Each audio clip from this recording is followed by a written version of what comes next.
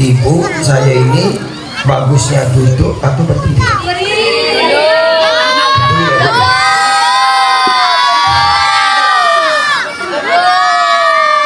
Berdiri atau duduk, Bu?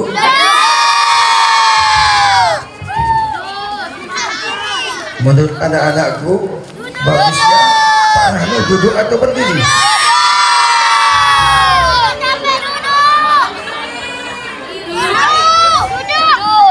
Ibu, Ustadz itu dalam Islam seperti mayit, atau ibu kan mayit. Kamu itu seperti mayit. Menurut ibu, kalau mayit itu kalau dia dikafani, dikafani. Kalau disolatkan, disolatkan. Jadi kalau ada mayit yang tak mau dikafani dan tak mau disolatkan, berarti belum jadi mayit. Jadi menurut ibu saya ini duduk atau berdiri? Duduk saja. Ya saya sebenarnya kalau kata ibu Pak Ustadz, kalau katanya duduk ya saya duduk, kan gitu kan Pak. Berdiri saya berdiri, atau kalau kata ibu Pak Ustadz pulang ya udah, berarti saya langsung dapat bisyarah masa begitu. Bu ya. Ayo. Assalamualaikum warahmatullahi wabarakatuh.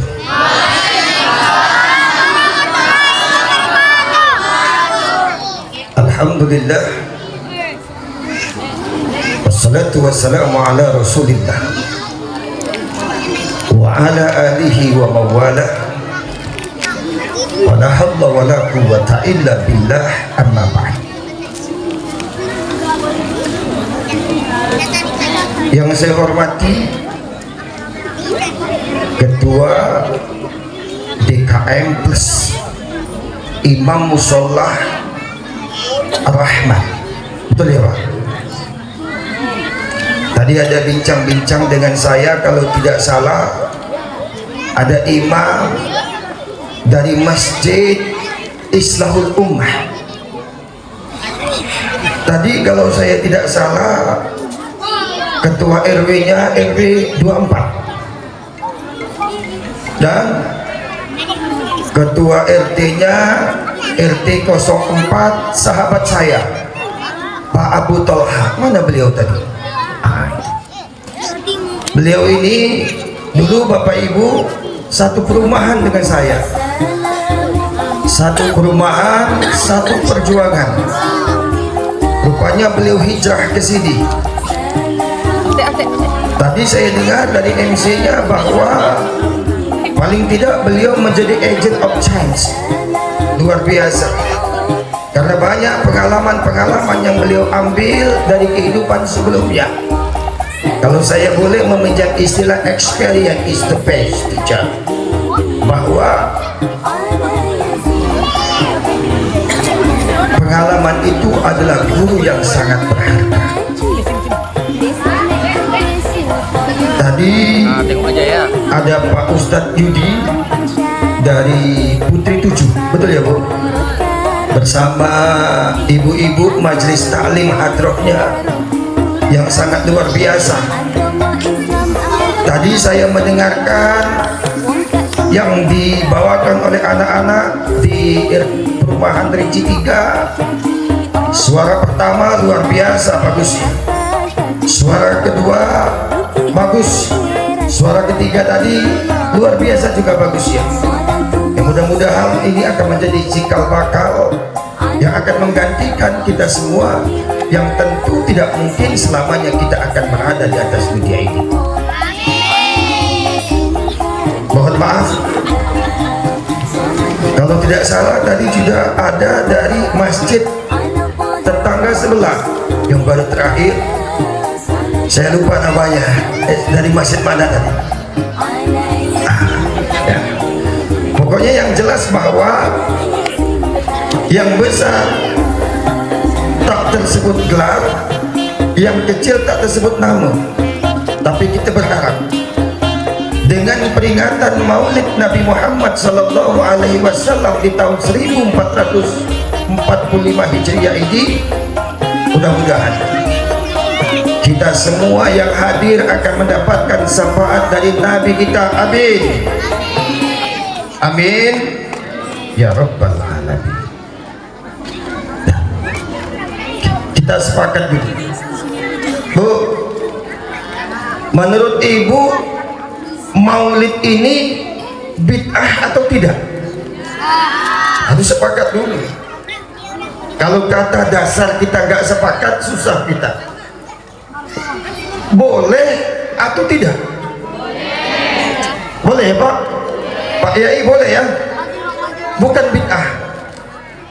Sebab kalau bid'ah, setiap bid'ah itu adalah dolalah.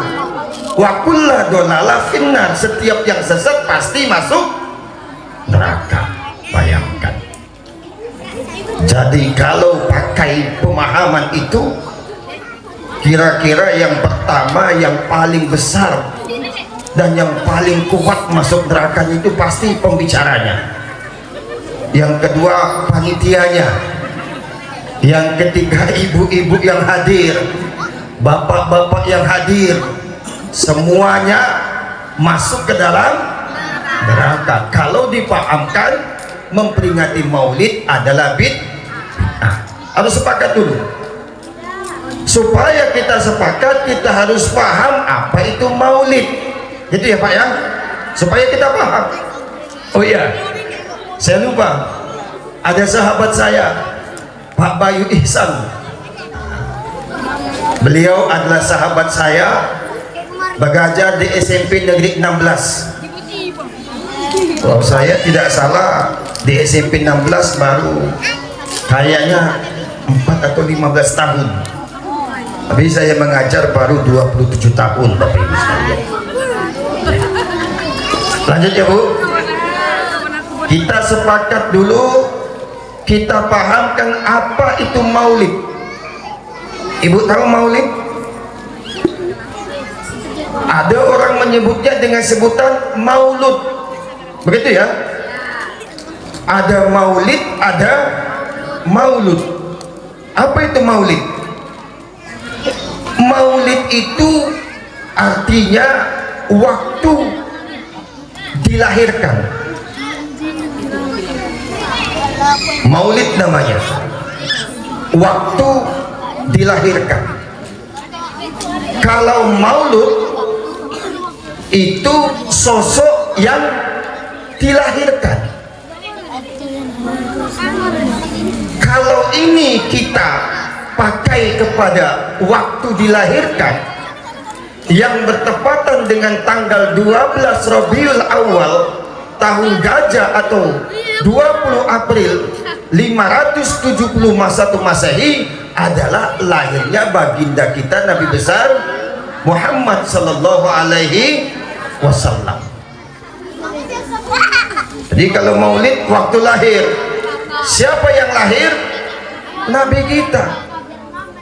Kalau maulud yaitu sosok yang dilahirkan adalah baginda kita Nabi besar Muhammad sallallahu alaihi wasallam.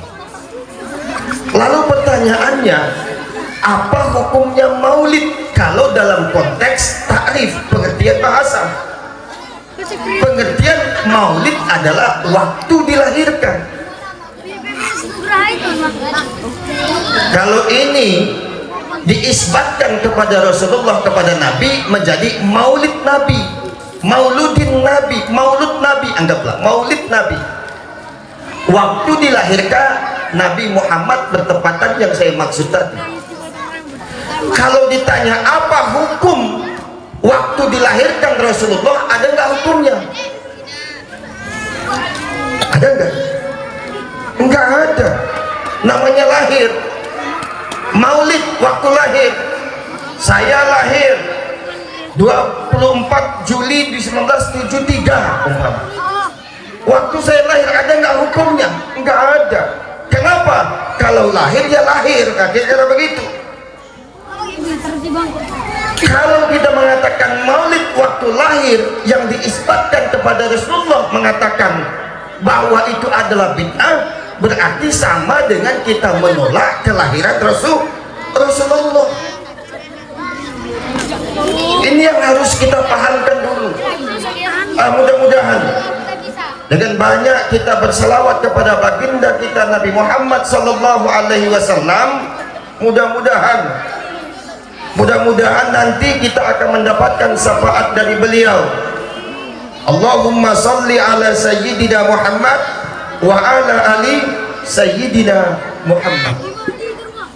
Ibu bapak hadirin yang saya muliakan, ini kayaknya enak duduk atau berdiri Pak ini? Kayaknya izin Pak Yai. Lanjut ya Bu? Lanjut. Ibu kalau baca selawat 1 kali berapa balasannya? Berapa balasannya?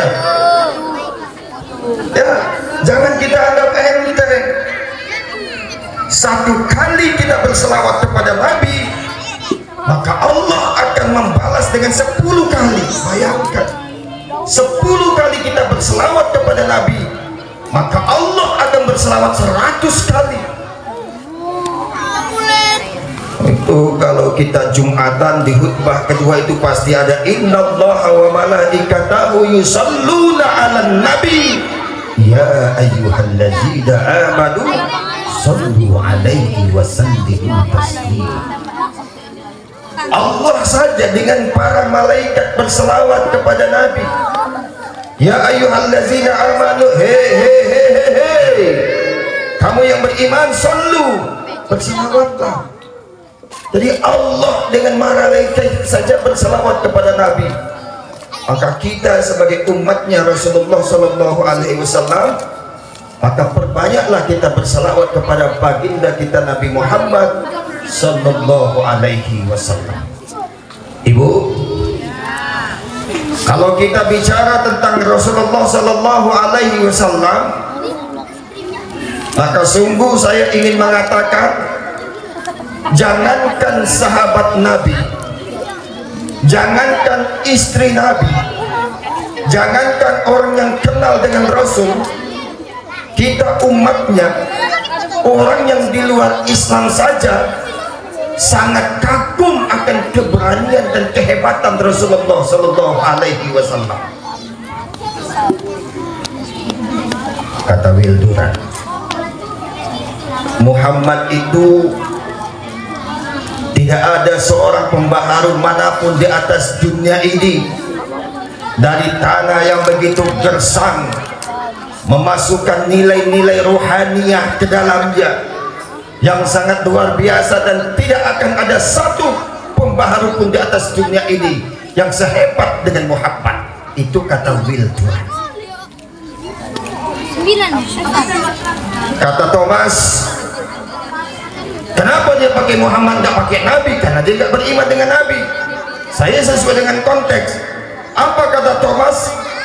Thomas mengatakan Muhammad itu seperti misiu yang jatuh dari langit turun ke padang pasir yang meledakkan dari New Delhi sampai ke Granada, kata Thomas.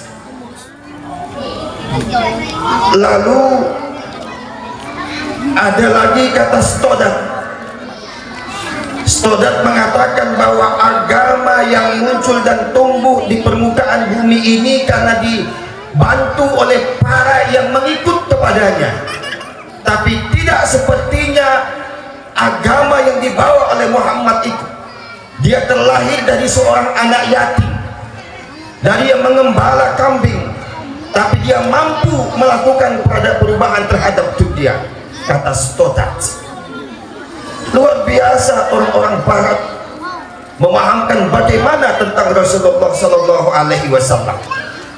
Pertanyaannya, apakah orang barat itu sanggup membicarakan kehebatan Rasulullah? Saya jawab, tidak akan bisa. Kenapa?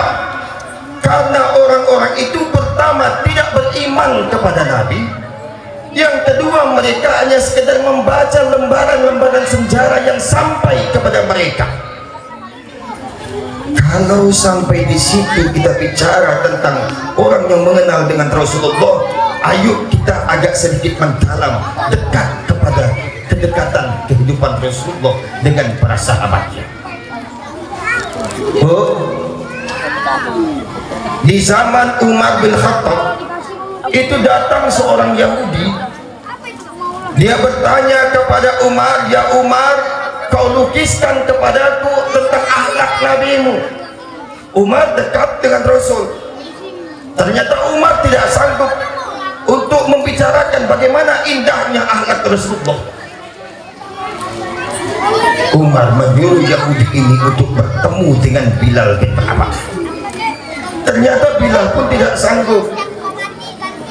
Maka Yahudi ini sampailah kepada sosok yang bernama Ali bin Abi Thalib.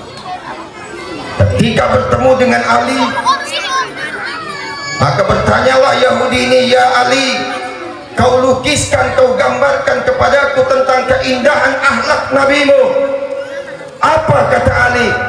"Hei Yahudi, engkau meminta kepadaku untuk melukiskan, untuk menggambarkan tentang keindahan akhlak nabi kami. Sekarang aku minta kepadamu untuk melukiskan tentang keindahan dunia."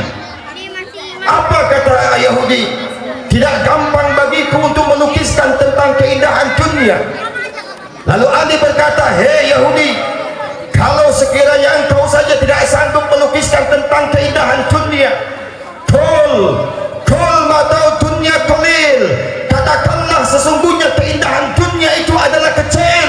Bagaimana mungkin aku sanggup untuk menggambarkan keindahan akhlak Rasulullah sallallahu alaihi wasallam?" kata itu kita dengar dan Ali. Ibu, malam ini saya tidak akan mengajak ibu untuk berhumor-humor ria, karena kita bicara tentang maulid Nabi, maka saya fokuskan saja bicara tentang riwayat-riwayat tentang Rasulullah sallallahu alaihi wasallam, supaya tumbuh rasa ghirah dan cinta kita kepada Rasulullah sallallahu alaihi wasallam. Mari kita masuk kepada riwayat yang lain. Kepada Aisyah. Siapa Aisyah? Aisyah adalah istri Rasulullah, anak daripada Abu Bakar Siddiq. Aisyah didatangi oleh Ibnu Hisam. Ibnu Hisam bertanya kepada Aisyah, "Ya Aisyah, kau gambarkan tentang akhlak Nabi, akhlak Rasulullah." Apa kata Aisyah? "Hei, apakah engkau membaca Quran?" "Iya." Kata Aisyah, akhlak Rasulullah adalah Al-Quran. Kalau Aisyah mengatakan akhlak Rasulullah adalah Al-Quran, juga tidak gampang bagi kita untuk menggambarkannya. Kenapa? Karena Al-Quran adalah kalamullah. Andaikan semua yang dituliskan, kalau sekiranya seluruh samudra itu jadikan tinta untuk menuliskan kalimat Allah, andaikan sekiranya kalau seluruh pepohonan itu jadikan maktab untuk menuliskan kalimat-kalimat Allah, tidak akan selesai. Begitulah perumpamaan betapa indahnya akhlak Rasulullah sallallahu alaihi wasallam. Ibu, ayo kita ke riwayat yang lain. Ada Abdullah ibnu Umar, dia menemui Aisyah juga. Abdullah ibnu Umar bertanya tentang akhlak Rasulullah sallallahu alaihi wasallam. Apa jawaban Aisyah terhadap pertanyaan Ibnu Umar dengan dua orang sahabatnya itu ketika meminta kejelasan tentang akhlak Nabi kita? Kata Aisyah, "Jangan kau tanya betapa mempesonakan akhlak Rasulullah." Abdullah ibnu Umar ingin bertanya, dia yang bagaimana yang mempesonakan itu, dia ingin tahu. Maka ibu-ibu sekalian, dalam satu riwayat Siti Aisyah berbicara. Kata Aisyah, pada suatu malam Rasulullah sallallahu alaihi wasallam bersamaku, kulitnya sudah dekat dengan kulitku. Di waktu malam Rasulullah sallallahu alaihi wasallam meminta izin kepadaku, "Ya Aisyah, izinkan aku untuk beribadah kepada Allah." Apa kata Aisyah? "Ya Rasulullah, sesungguhnya aku sangat ingin dekat denganmu, tapi aku ingin kau tetap beribadah kepada Tuhanku, Tuhan kita. Maka Rasulullah bangkit, beliau mengambil air wudhu. Setelah mengambil air wudhu, beliau melaksanakan sholat. Setelah sholat, dia duduk membaca Quran. Beliau terisak-isak menangis sampai di waktu pagi bertemu dengan Bilal bin Rabah. Maka berkatalah Bilal bin Rabah kepada Rasulullah, ya Rasul, kenapa engkau menangis? Bukankah dosamu yang dulu yang sekarang akan datang, jikalau memang ada, akan diampuni oleh Allah Subhanahu wa ta'ala?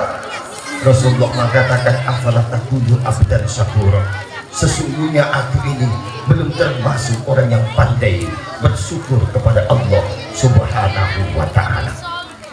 Ibu bapak hadirin yang saya hormati, itu beberapa penggalan tentang riwayat. Kalau kita ingin berbicara tentang akhlaknya Rasulullah Sallallahu Alaihi Wasallam secara utuh, saya hanya ingin mengatakan, jangankan kita, jangankan orang di luar Islam, sahabat Nabi, istri Rasulullah Sallallahu Alaihi Wasallam tidak akan sanggup untuk menggambarkan, melukiskan keindahan akhlak Rasulullah Sallallahu Alaihi Wasallam. Kalaupun sahabat berbicara tentang keindahan akhlak Nabi, itu hanya bagian-bagian yang mempesonakan ketika mereka berjumpa dengan Rasulullah Sallallahu Alaihi Wasallam. Tapi cukuplah bagi kita satu ayat Allah mengingatkan kepada kita, innaka la'ala khuluqin azim, engkau ya Muhammad benar-benar di atas budi pekerti yang maha agung. Engkau ya Muhammad benar-benar di atas budi pekerti yang maha agung. Bapak ibu sekalian, ibu, bu, Nabi kita itu manusia atau bukan? Nabi Muhammad itu manusia atau bukan?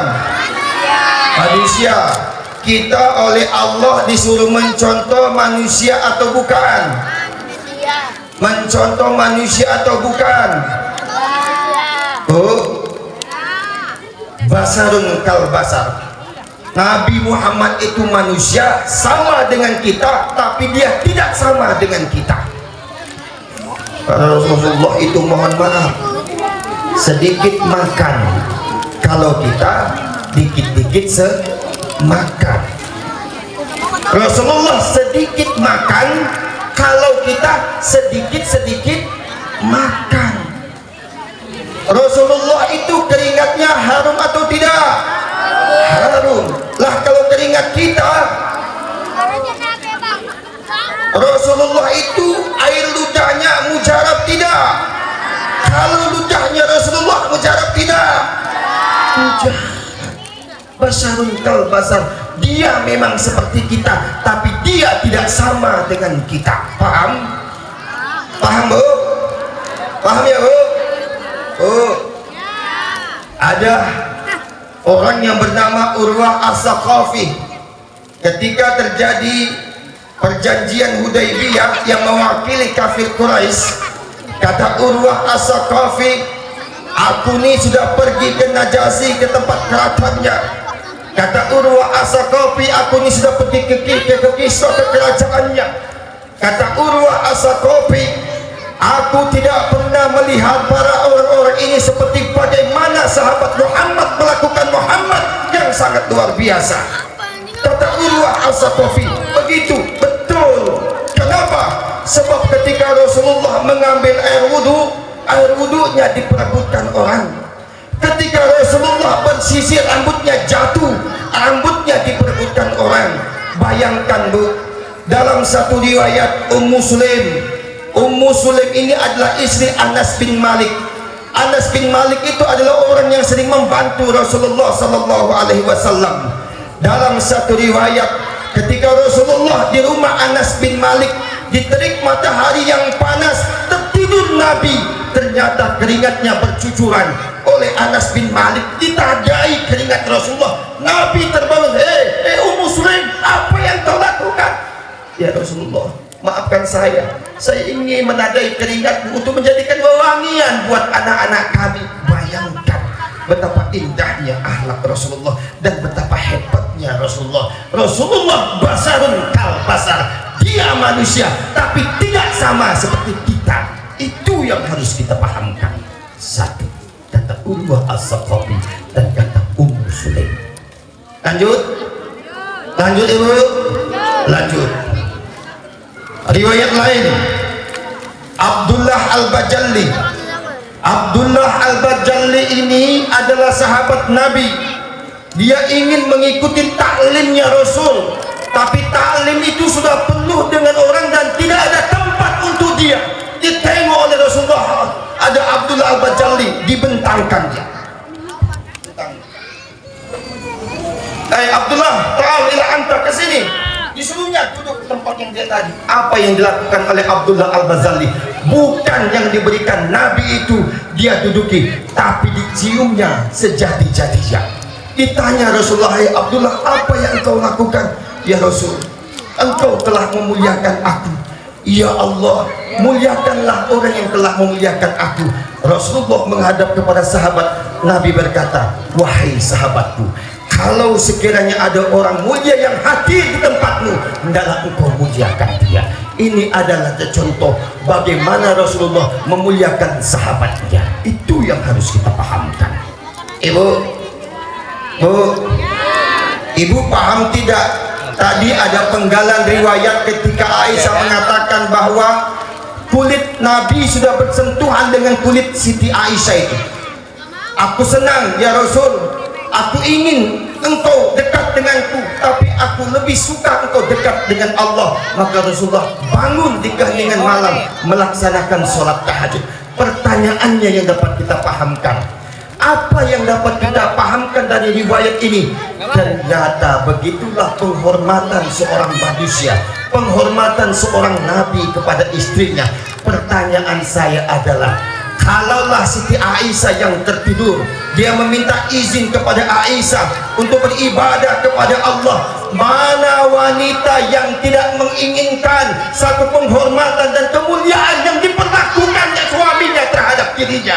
Tidak akan ada. Itu yang diinginkan seorang wanita terhadap suaminya. Bagaimana seorang suami memberikan penghormatan kepada para wanita? Itu yang harus kita pahamkan. Kata Nabi, "Ad-dunya mata wa khairu mata'iha al-mar'atu salihah." Dunia ini adalah perhiasan, dan sebaik-baik perhiasan adalah wanita yang soleh. Lanjut kita kepada riwayat yang lain. Riwayat yang lain ada yang bernama Sawat bin Ghosyah. Siapa namanya, Bu? Anak-anakku, tadi kata MC-nya bahwa saya akan memberikan pertanyaan dan anak-anakku tolong memperhatikan supaya nanti kamu bisa menjawab ya. Bisa ya? Ingat nama-namanya. Saya lanjut. Siapa namanya? Namanya Sawat bin Ghosyah. Sawat bin Ghosyah ini, maka Rasulullah mengatakan, pada sahabatku, siapa yang pernah aku sakiti, maka silakan kamu menuntut kisos kepadaku. Ini kesempatan Sawat ini. Angkat tangan si Sawat bin Ghosyah. "Ya Rasul, dulu ketika terjadi perang Badar, sebelum perang Badar, engkau meluruskan barisan kami. Ternyata semestimu apa namanya? Apa, Bu? Mengenai perutku. Sekarang aku tuntut kisos kepadamu." Sahabat Nabi marah terhadap Sawat bin Ghosyah. Apa-apaan si Sawat ini? Ya, kata Rasulullah, maju. "Ya Rasul, dulu cemetimu itu ketika mengenai perutku dan aku tidak ada lapisnya. Sekarang aku minta supaya lapis bajumu dibuka." Hampir marah juga sahabat menengok perlakuan Sawat bin Ghosyah. Tapi apa yang dilakukan Sawat bin Ghosyah? Bukan untuk menuntut kisos kepada Rasulullah, tapi dia mencium perut Rasulullah sejadi-jadinya. Berkata, "Hei Sawat, apa yang kau lakukan ya Rasul? Telah terjadi kata tampak hari ini. Ya Allah, aku bermohon kepadamu ya Rasul, agar engkau memberikan syafaat kepadaku. Rasulullah tersenyum kepada sahabat dan negosiat. Bapak Ibu sekalian, jadi banyak cara-cara sahabat bagaimana caranya mereka ingin dekat dan beringin melakukan sesuatu terhadap Rasulullah Sallallahu Alaihi Wasallam. Lanjut Bu, saya bicara tentang riwayat saja ya Pak ya. Lanjut Ibu, Ibu, lanjut ya, lanjut. Riwayat lain, dalam sebuah riwayat yang lain ada seorang Yahudi yang matanya buta, yang duduk di pinggiran pasar di pinggir Madinah, yang pekerjaannya setiap hari selalu mendustakan tentang Rasulullah Sallallahu Alaihi Wasallam. Ternyata dalam riwayat itu suatu ketika masyarakat Yathrib gempar. Kenapa gempar? Karena mereka mendengar kabar Rasulullah Sallallahu Alaihi Wasallam. Bahkan Umar bin Khattab tidak percaya bahwa Rasulullah itu meninggal dunia. Tapi kalau masyarakat Yathrib berduka cita mendengar kabar tentang kematian Rasul, tidak sama dengan orang Yahudi mata yang buta ini. Dia senang sesenang-senangnya. Kenapa? Karena orang yang dia benci, orang yang dia caci telah meninggal dunia. Bayangkan, setiap hari ternyata ada orang yang menyapanya dan ada orang yang menyuapkan makanan ke dalam mulutnya. Setiap hari ada orang yang menyapanya dan ada orang yang memasukkan makanan ke dalam mulutnya. Dalam riwayat, Aisyah berkata kepada ayahnya Abu Bakar, wahai ayahku, dulu Rasulullah Sallallahu Alaihi Wasallam itu setiap paginya suka mendatangi orang Yahudi yang matanya buta, yang setiap hari menyapa dan setiap hari memberikan makanan, memasukkan makanan ke dalam mulutnya. Datanglah Abu Bakar menemui si Yahudi yang buta itu.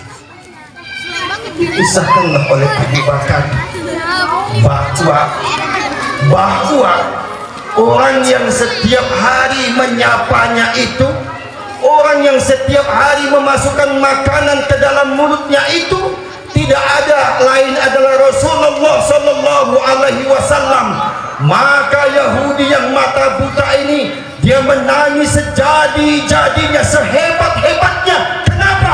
Karena orang yang dia dustakan, orang yang dia benci, ternyata dialah orang yang setiap hari menyapanya, setiap hari memberikan makanan masuk ke dalam mulutnya. Setelah Rasulullah tidak ada dan tidak pernah lagi berlaku, dan itu adalah Rasulullah. Maka Yahudi berkata kepada Abu Bakar, ya Abu Bakar, saksikan hari ini, asyhadu an la ilaha illallah wa asyhadu annaka ya Muhammad Rasulullah. Luar biasa kalau kita bicara tentang akhlak Rasulullah. Jadi mohon maaf kalau Bapak Ibu panitia akan salah undang kalau mengundang saya supaya ibu bapak ketawa sejadi-jadinya. Kenapa? Karena kita bicara tentang maulid Nabi, kita bicara tentang sosok yang sangat luar biasa ini, agar tumbuh kecintaan kita kepada baginda kita Nabi besar Muhammad Sallallahu Alaihi Wasallam. Dan saya ingatkan kepada sahabat-sahabat kita yang berbeda dengan pemahaman kita, yang mengatakan bahwa maulid itu adalah bid'ah. Demi Allah saya ingin mengatakan, apa isi daripada setiap pertemuan maulid? Tidak banyak, hanya diantaranya pertama ada puji-pujian terhadap Rasulullah Sallallahu Alaihi Wasallam. Yang kedua, berselawat kepada baginda kita Nabi besar Muhammad Sallallahu Alaihi Wasallam. Yang ketiga, adanya doa, dan yang keempat makan-makan. Itulah maulid Nabi Muhammad Sallallahu Alaihi Wasallam. Ada makan-makan? Ada. Tenang. Itu maulid. Jadi maulid itu adanya puji-pujian kepada Nabi, adanya salawat kepada Nabi, adanya doa, dan adanya makan-makan. Kira-kira begitu. Jam berapa nih Pak? 10. Jam berapa? Lanjut. Kalau bilang lanjut seperti parkir kan? Ibu, boleh nggak saya sombong sedikit?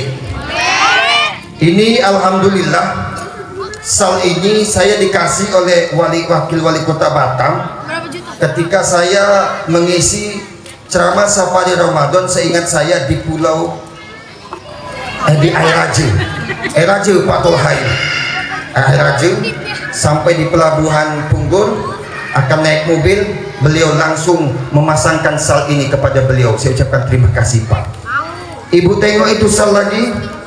Sal ini ketika saya sampai Ramadan bersama Pak Musakar Ahmad juga di tahun kemarin 2023 di Masjid Sabilud Dakwah nih Pak. Selesainya saya dikasihkan sal, dan cukup banyak sal yang saya dikasihkan kepada saya. Mudah-mudahan Allah panjangkan umurnya, amin. Allah banyakkan rezekinya, amin. Dan Allah mudahkan segala urusannya, amin. Dan Allah berikan kemudahan terhadap apa saja yang beliau cita-citakan, amin. Amin ya Rabbal. Jangan panjang-panjang. Jam berapa ini? 10. Jam berapa? 10. Jam 10. Ya udahlah. Ini konteksnya apa ini Pak? Mari tingkatkan ketakwaan dan kecintaan kita kepada Allah dan Rasulullah, serta perkuat silaturahim antar manusia. Luar biasa judulnya. Ini kalau saya ambil ada sebuah kitab namanya Nashihul Ibad yang ditulis oleh Syekh Nawawi Al-Bantani. Ternyata di situ ada nasihat Rasulullah Sallallahu Alaihi Wasallam, nasihat malaikat Jibril kepada Rasulullah, yang nasihat itu untuk kita semua. Apa nasihat malaikat Jibril itu? Nasihat malaikat Jibril mengatakan, ada Jibril alaihi salam, ya Muhammad, awal yang pertama, masita fa innaka mayyitun, hiduplah semau kamu, fa innaka mayyitun, kamu pasti akan mati. Bu, ibu tahu nggak, kita ini boleh hidup segaya-gaya kita. Kita ini Pak boleh hidup semau-mau kita. Kita boleh hidup dengan gaya-gaya kita. Tapi kita diingatkan, fa innaka mayyitun, kamu pasti akan mati. Kalau kamu pasti akan mati, maaf, kullu nafsin za'iqatul maut, setiap yang bernyawa pasti akan merasakan mati.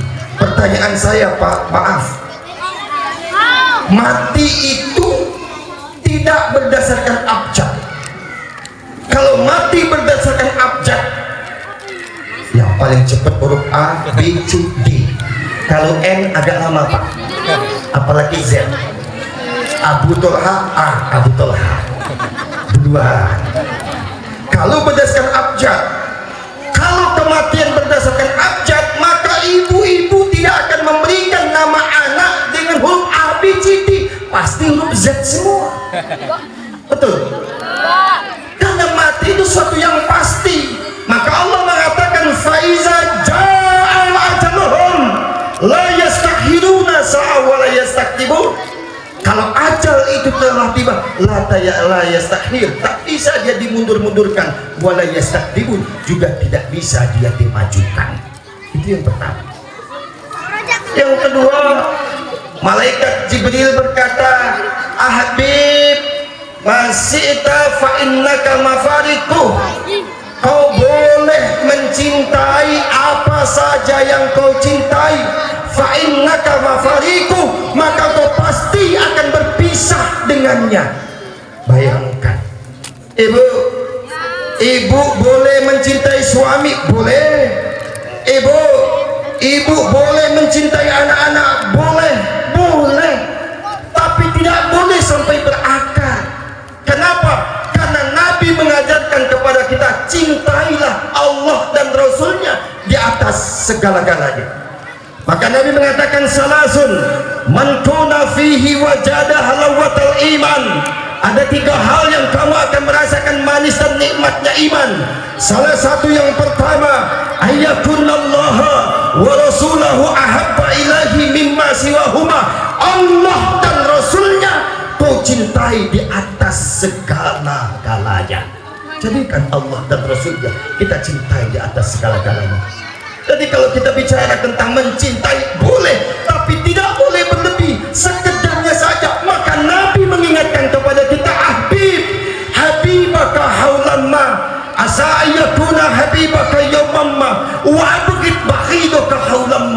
asa ayyakuna habibaka yaumamma. Cintailah apa yang kau cintai itu sekedarnya saja. Sebab boleh jadi kau mencintai hari ini, besok yang paling engkau benci. Tapi bencilah apa yang engkau benci itu sekedarnya saja. Sebab boleh jadi kau benci hari ini, besok yang paling engkau cintai. Ibu kadang-kadang kalau manggil bapak suaminya Pak, nggak dengar tau? Bu, kata Aisyah Dahlan, seorang ahli psikolog terkenal di Indonesia. Siapa namanya, Bu?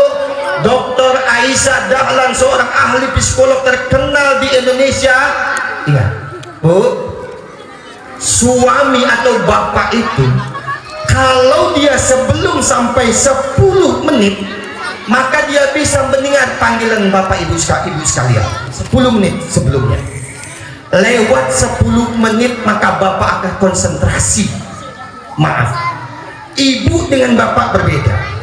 Kalau ibu mengerjakan satu pekerjaan dalam waktu bersamaan bisa dengan 2 pekerjaan, tapi kalau bapak tidak akan bisa mengerjakan pekerjaan dalam waktu bersamaan dengan 2 pekerjaan. Bayangkan, saya kasih tahu, ibu bisa melakukan pekerjaan dalam satu waktu, dalam waktu bersamaan. Ibu menyapu sambil marah bisa, ibu masak sambil ngomel bisa, bapak nggak bisa. Makanya ibu kalau ada suami ibu, sebelum dia 10 menit ibu panggil, dia bisa, dia akan terpanggil. Tapi lewat 10 menit ketika dia main HP, kata Dr. Aisyah Dahlan, maka dia tidak akan mendengar panggilan ibu. Kita buktikan, ibu panggil, suami ibu main HP lebih dari 10 menit. Pak, lembut dong manggil pertama, nggak kedengaran. Dia panggil kedua, Pak, kedengaran. Begitu ibu ngegas, baru dia kaget. Nah, panggilan pertama ibu kan lembut, tapi bapak nggak mendengar karena dia fokus. Ibu agak keras, Pak, nggak mendengar. Ketika ibu agak kencang sedikit, Pak, dia kaget. Ketika dia berbicara dengan kawan, Pak, ya betul aku punya istri. Dia kadang-kadang bisa marah. Dia bukan apa, Bu, yang dia dengar itu panggilan ibu yang ketiga.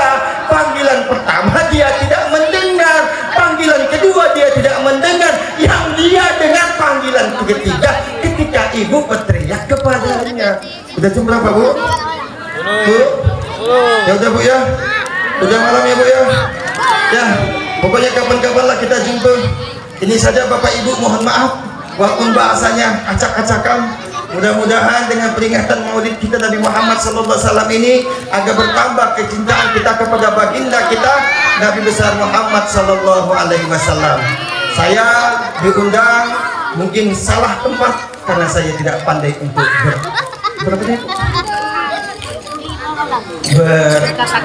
berhumor-humor. Karena menurut saya peringatan maulid ini saya kayak harus agak serius, Bu, ya. Mungkin ini saja yang dapat saya sampaikan. Atas perhatian saya ucapkan terima kasih. Lebih dan kurang saya mohon maaf. Terima kasih kepada panitia peringatan maulid Nabi besar Muhammad SAW untuk Mushola Ar-Rahman yang telah mempercayakan kepada saya sekalipun saya sebagai seorang pengganti. Demikian atas perhatiannya saya ucapkan terima kasih. Lebih dan kurang saya mohon maaf. Akhirul kalam, wabillahi taufiq wal hidayah. Assalamualaikum warahmatullahi wabarakatuh.